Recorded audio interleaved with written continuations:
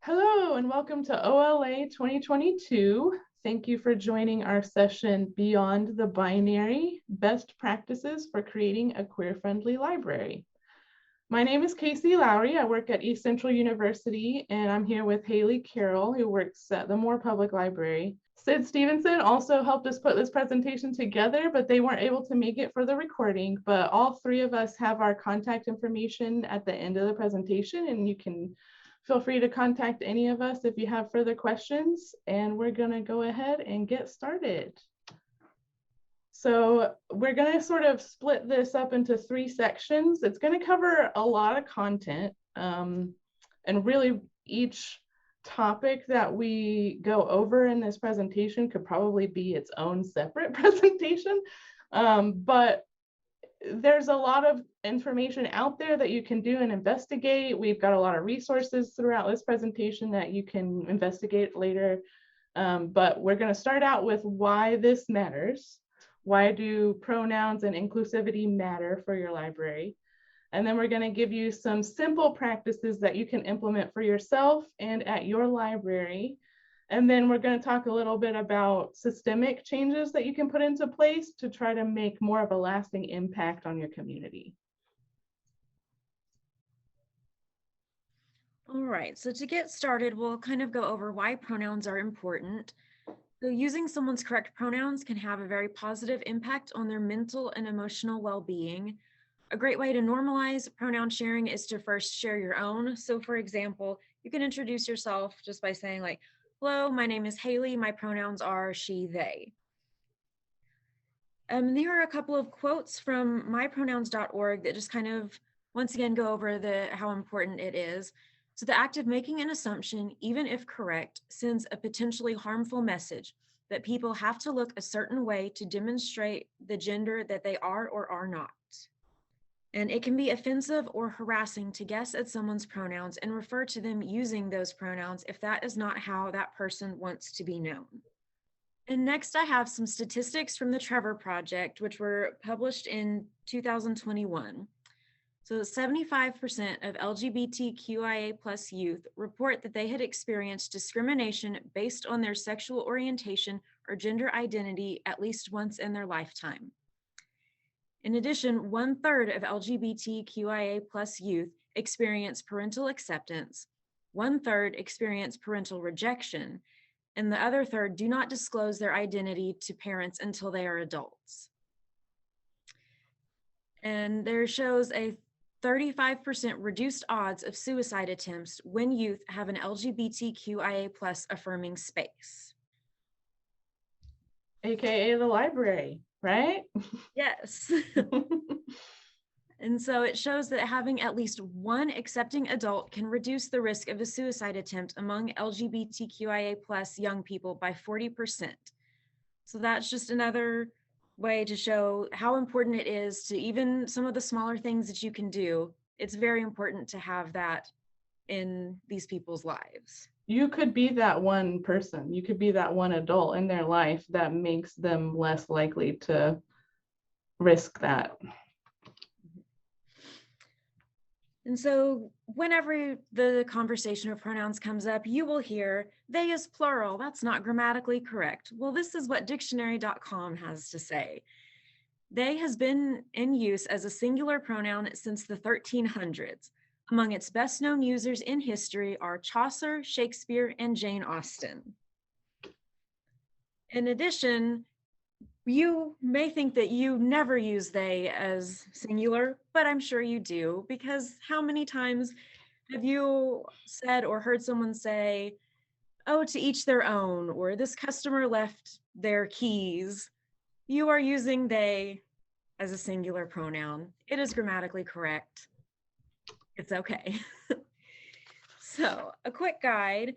So over here, I kind of have a quick reference chart for some of the basic pronouns. And once again, singular they is grammatically correct.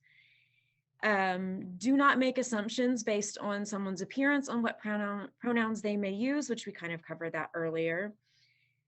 And another thing, this chart just kind of shows like the basic she, he, they, There are also other pronouns that people use. There's a wide variety, so it's kind of impossible to cover all of those.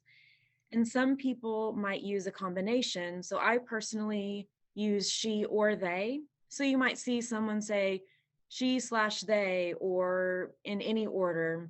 Some people even use all pronouns. If you have that, or if you see that, as it says on here, you can ask questions. If you make a mistake, it's okay. Correct yourself, move on. It's okay to ask questions.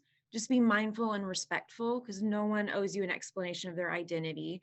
But if you see someone that uses multiple, you can ask, do they have a preference? Or you can just switch it up. So sometimes you can use she, sometimes use they.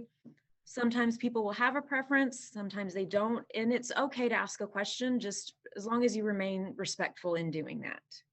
And I can tell you from personal experience, I've never been offended if someone has asked me about my own pronouns. Or I've never really even been offended if someone just asks me to talk about it because they just want to understand more. I mean, it shows, if you do that, it shows the other person that you want to respect what they want from you. Mm-hmm. So you don't have to know everything from the get-go. Asking questions is honestly expected, especially if it's someone you don't know that well.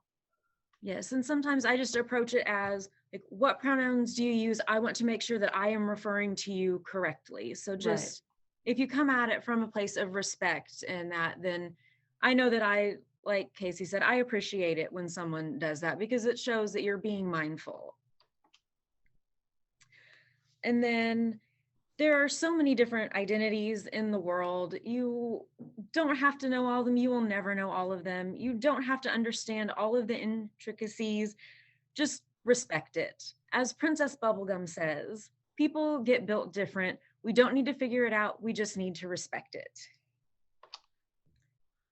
And also wanted to touch on the importance of just inclusivity and seeing yourself represented in media. So this quote says, when a child cannot find themselves reflected in the books they read, or when the images they see are distorted, negative, or laughable, they learn a powerful lesson about how they are devalued in the society of which they are a part.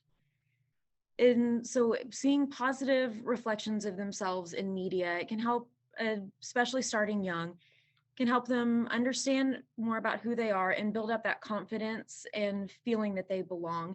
And it also helps for kids to see other perspectives represented, just to build more empathy and understanding of the world.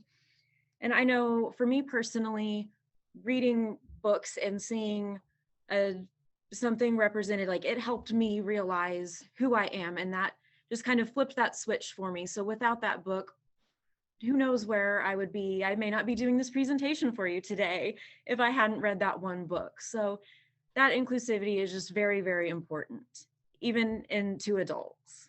And I would just expand on that to say that it's also important to see representation in the world, like in the real world. So if a library is putting these books out, it's showing patrons that these stories matter. And then if we are making the space inclusive and we make it inclusive enough for employees to show who they are, that can also be a good representation for kids to see. So it's like making sure that they see themselves represented in fiction and in the real world too. All right, and then now we're going to talk about some things that you can do to make your library more queer friendly, or just things that you can do in your own personal life. So one example is introducing yourself with your name and your pronouns, as I showed earlier.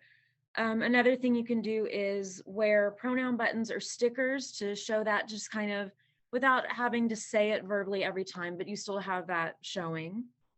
And you can also show your pronouns virtually in an email signature, in your account names, or listed on a website.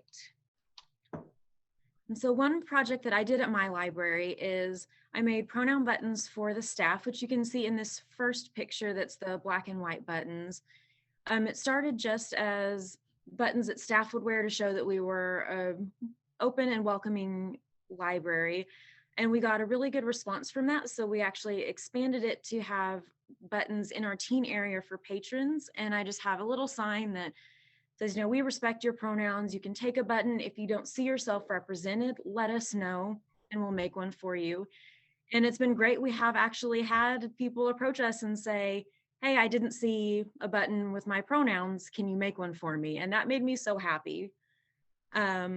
And just the impact on that has been great. We've had positive reactions from patrons and staff, and it's really created a welcoming environment. Some specific examples, we've had some patrons, especially parents, approach us and ask like why we were doing that, and we will explain it to them, and they will go, thank you for letting me know. I just learned this. That's great.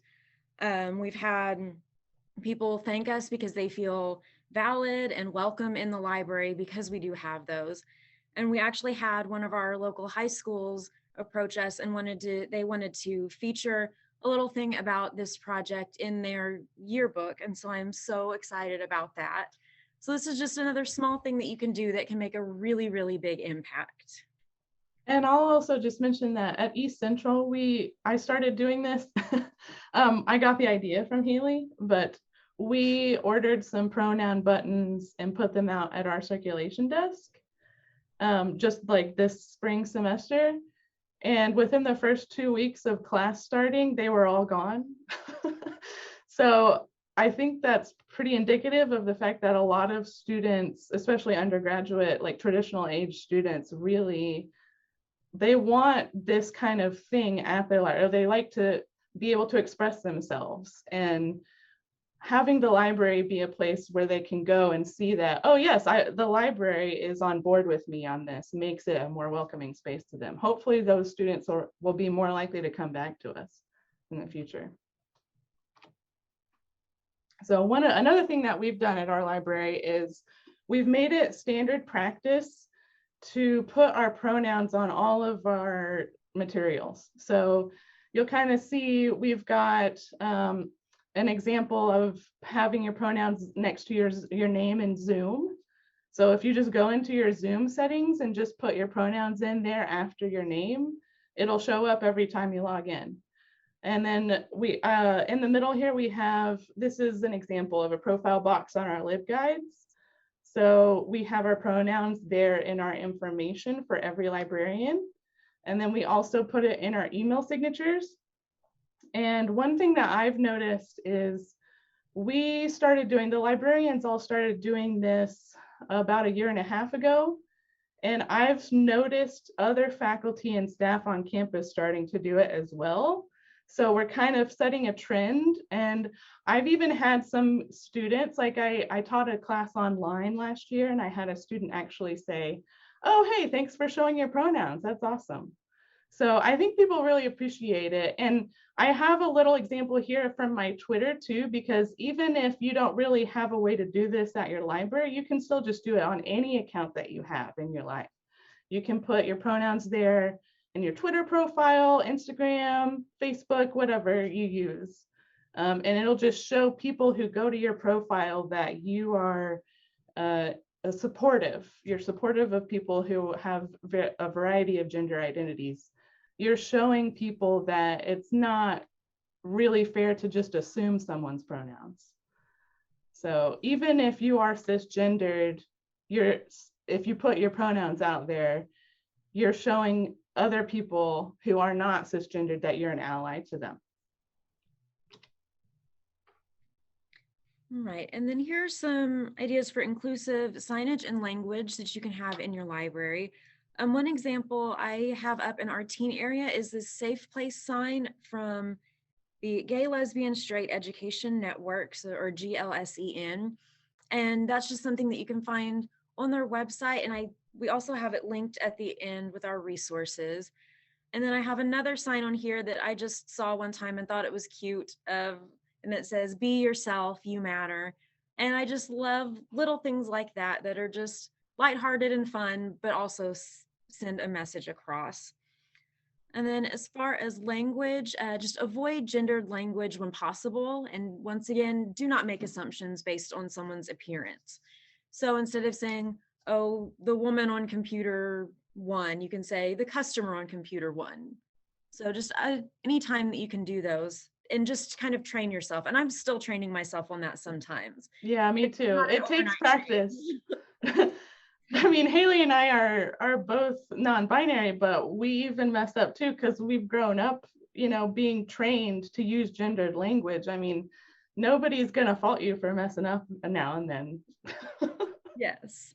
And so that brings me to the last point is mistakes are going to happen, and that's fine. Just respond with kindness and understanding if you're corrected instead of defensiveness. And if you are corrected, respond with an apology that centers on the person who was misgendered rather than bringing it back on yourself. Like just say, I apologize and move on. So just be mindful, and one of the big underlying things of this presentation is just be kind and understanding and respectful. And so just one more slide to hammer this idea home. It's okay to make mistakes. It's okay. I mean, I do honestly, I know quite a few non-binary people and even some trans people that I knew before they transitioned. And sometimes I make a mistake when I refer to them with the wrong pronoun, but I'm just like, so the other day they did this. I mean, it's just as simple as that. Just correct yourself, move right along. It's really not that big of a deal. And the more you practice it, the easier it'll get. Mm-hmm. Right, and then I'll go over some ideas for inclusive displays. So inclusive displays does not just mean Pride Month displays. Make sure that you're incorporating diverse titles year round. So here are some examples of things that I've done. There's the very heavy-handed Read with Pride pool noodle rainbow display that I did at my library that was very, very clear in its intention. And then for a while I had this other one of the butterflies because I just thought, that would be pretty and it's a rainbow, but it's also not as blatant as it could be. And then this last display is just one that I have out currently. And anytime I normally have this display out in our teen area, anytime I'm putting books on there, I just try to be mindful of what voices are being represented. And even during Pride Month displays, I try to be mindful of intersectionality and am I only doing like gay male authors on this display, or are there authors of color? Are there trans, non-binary, all of those different voices, because there are so many. So, and then I've got a couple of quotes just to kind of touch on the importance of intersectionality. So intersectionality is a framework for understanding how interdependent and multidimensional social identities at the individual level are shaped by interlocking systems of privilege and oppression at the societal level, such as heterosexism, cisgenderism, and racism. And then the next quote is, this intersection of identities may in turn present distinct stressors for some LGBTQ youth compared to others, and minority stress may be most persistent and problematic for youth who occupy multiple marginalized social positions. So for some kids, they have their queer identity that they're struggling with or that they're dealing with in addition to other things that they might be dealing with as a minority. So it's not just representing one specific facet of queerness. You need to be mindful that you are showing all sorts of different, because there's just, like I said earlier, it's not a monolith. There's so many different identities and experiences that it's impossible to cover them all, but just be mindful and try to cover as many as you can. Okay, and then another thing you can do is make some inclusive reading lists. And this is a slide from Sid that I will be reading for you all. So you can avoid restricting gender diverse books to Pride Month, same with displays. So also have reading lists. Incorporate these lists year round to have them available. And there are a lot of resources available to help you find materials for gender inclusive reading lists. Some examples are Book Riot, Social Justice Books, and We Need Diverse Books. So putting together gender inclusive reading lists may seem daunting if you haven't done it consciously before, but SID's advice is to avoid restricting gender diverse, trans inclusive reading lists just to Pride Month. It can come across to LGBTQ plus patrons and fellow library workers as tokenism, or just doing the minimum of, oh, it's Pride Month, I'll do this, but I'm not going to make that a priority all the time. So just make sure that you're being inclusive year round. We Need Diverse Books gives library workers many opportunities to get involved through volunteering and donations. And SID recommends that both school and public library folks follow them on Twitter, and they have a lot of giveaways for educators at low-income schools during the fall. In 2020, SID assisted a Taft Middle School teacher in winning one of their book giveaways, and that can be another way that you can build a relationship with your teachers. And there's a screenshot here from the Indianapolis Public Library, because they have a page that just lists a bunch of different book lists on a variety of LGBTQ topics. And I just thought that was a really good example of what a library could do, is just like as a standard part of the content that you offer, have these lists available for people. So it's not just 1 month in the year we're going to share this stuff. It's like all year long. So another thing I want to talk about is inclusive marketing. So make sure you include images of people that look all different sorts of ways. Sometimes if you go to free image websites, they might not have a bunch of diversity in them, but that's one of the reasons why Vice created this gender spectrum collection. So I highly recommend it. They have some really good images on there. Or if you have any gender nonconforming folks who work at your library, maybe you could do a little photo shoot with them and they could like be included on some of your marketing materials. It's just important, like we said earlier, to have representation, not just in the books that we're exposing people to, but also in our own marketing of our services. So you also want to make sure you remember to use gender neutral terminology when you're marketing the things that you're doing. So for example, use everyone or folks instead of ladies and gentlemen and men and women, because, well, not everyone is a lady or a gentleman. So that doesn't actually include everyone. Also, avoid languages that assume traditional gender roles. So if you have a story time and it's like sort of targeted for parents and kids, don't say kids and moms. I mean, not only does that leave dads out, it leaves out people who maybe aren't sure if they identify as a mom or a dad, but they are a parent, and that's the gender neutral term. So that's really better language to use. And then you also, just in general, like press releases or anything that you're talking about, just try to avoid the use of gendered words, like legislator would be a better example to use instead of congressman or congresswoman, because you know, if you use legislator or representative, that includes any of those people who might be on any gender spectrum. It's not assuming anything about that person's gender. So when you're coming up with programs to offer, I've just got a list of ideas here that you can take from. Drag queen story hours have been super popular across the country, and they've even got their own little website that you can go to and investigate what other libraries have done. A lot of libraries have also done oral history projects where they interview people in the community and then like save those interviews and do like a podcast or have them saved on their website.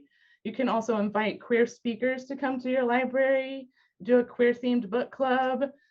You can also just kind of incorporate LGBTQ themes into existing programs. So if you have a book club already, maybe make sure you include queer authors in your books that you're talking about. Or, you know, honestly, you don't really have to do something specifically queer themed. As long as you're making sure that you market it in an inclusive way, that's encouraging anybody to come and attend. And I included a link to the Seattle Public Library because they've got some really neat ideas on their website. One thing that we did at ECU was it was inspired by the Drag Queen Story Hours. And this was a virtual event that we did about 1.5 years ago. And we invited students from the ECU Pride organization, and they came and they read stories. And we also had some speakers in between the stories, like some alumni came and talked about things that they've been doing, and people told some personal stories, and it was really popular and it was super successful. And then we also even created a little LibGuide that had recommended reading and just information about LGBTQ content, and we shared that with everybody. So it was sort of a combination of entertainment and educational. But you know, even if it's not something that's directly related to the curriculum, it's still nice to have programs like this, even at an academic library, because it shows students that we care about them, and they're more likely to approach us for help on coursework if they know that they can trust us. So this brings me to dress codes. So this is more of an employee-centered sort of issue.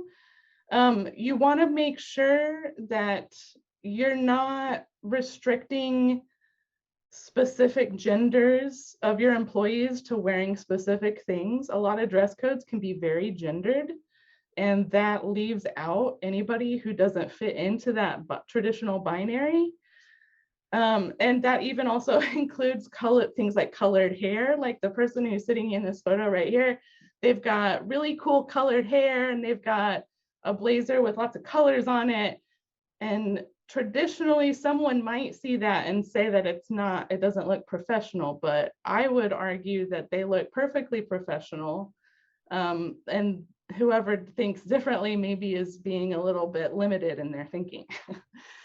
So when you come up with your dress codes for your own employees and for patrons too, don't restrict them to those traditional ideas of what a man should wear or what a woman should wear.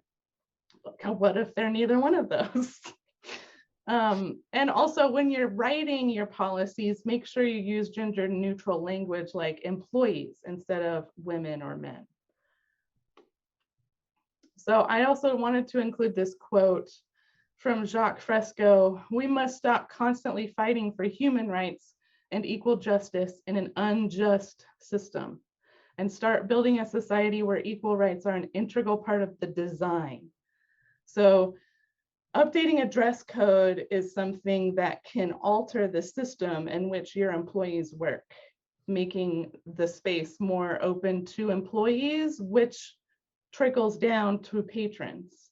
If you make your space open to employees to express themselves, then that's going to be reflected in how the library operates, and it's going to make patrons feel more welcome too.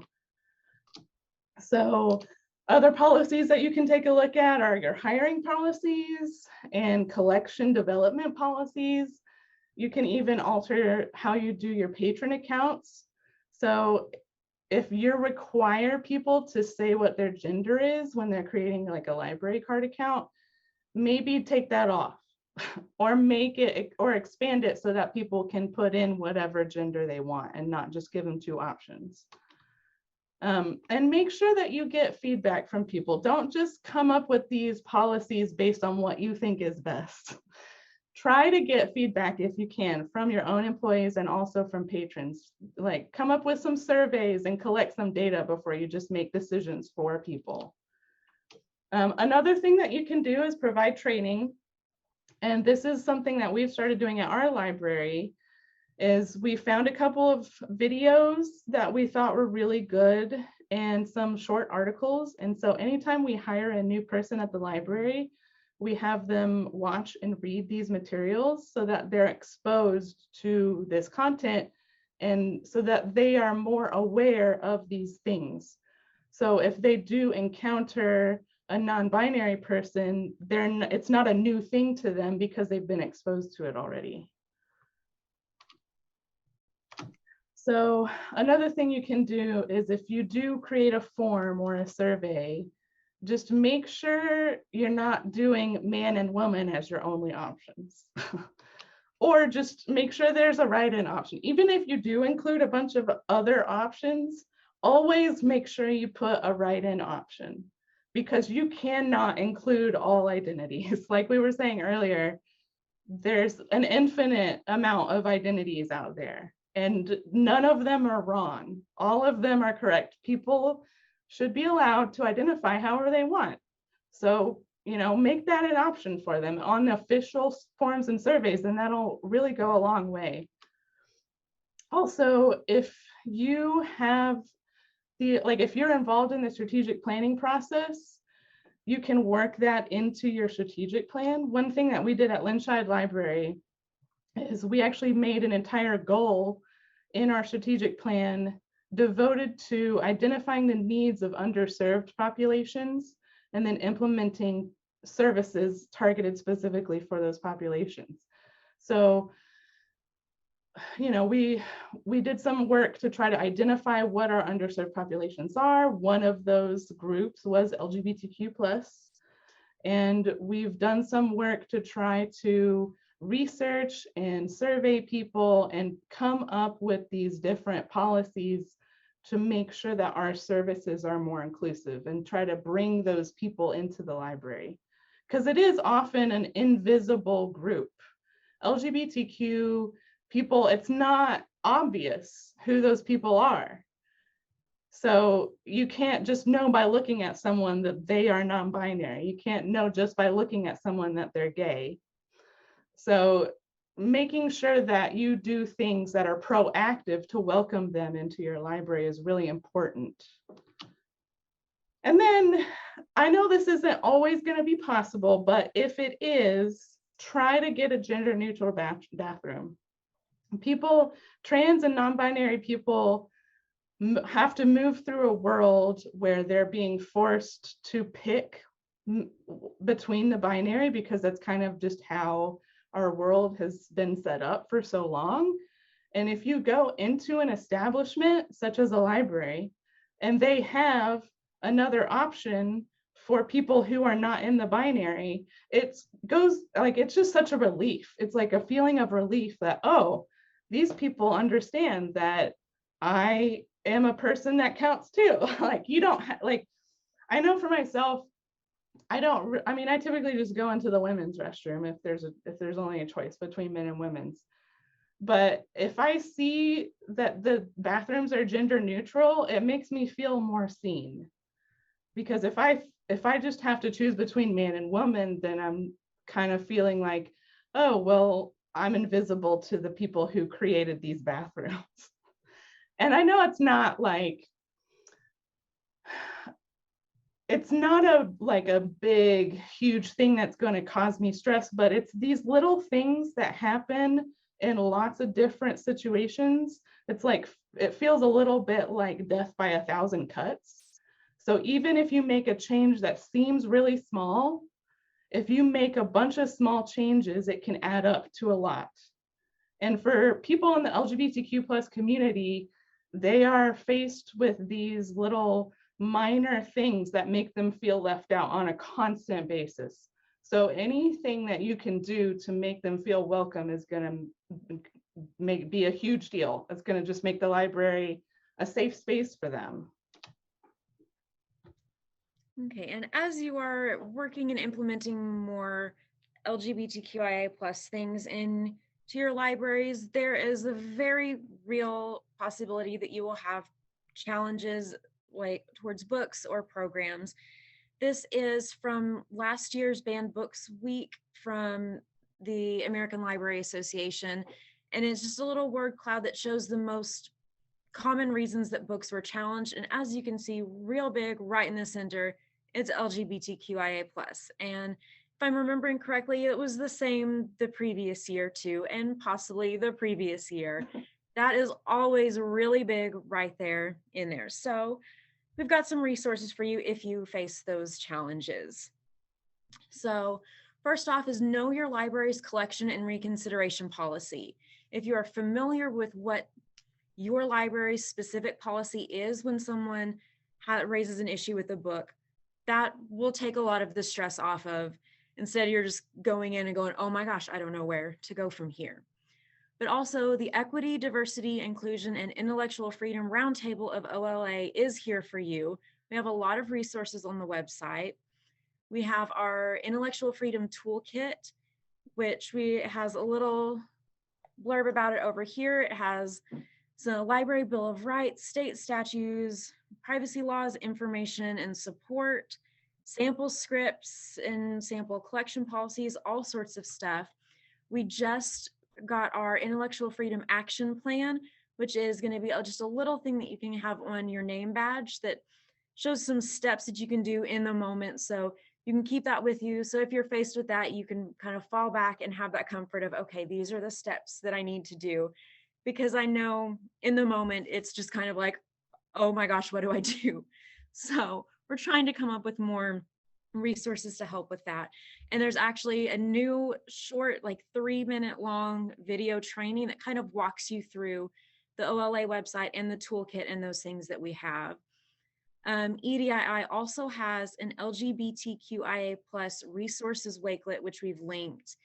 And this is just kind of a living document that we have some of the links to, like, we need diverse books, all sorts of other things. And you're welcome to take a look at that. Or if you are looking at it and you go, oh, I know of a site or a resource that should be on there, let us know, because it is a living document. We can always add more to it. And then finally, ALA also has an Office of Intellectual Freedom and the Freedom to Read Foundation. And any challenges that you are having, you can report those to the Office of Intellectual Freedom as well. And they can give you support. They track what's going on all across the country. And so no matter what you're facing, you're not in it alone. We're here to support you. We can be right there with you fighting, or we can just be silent support of, here's some resources. However you need us, that's what we're here for.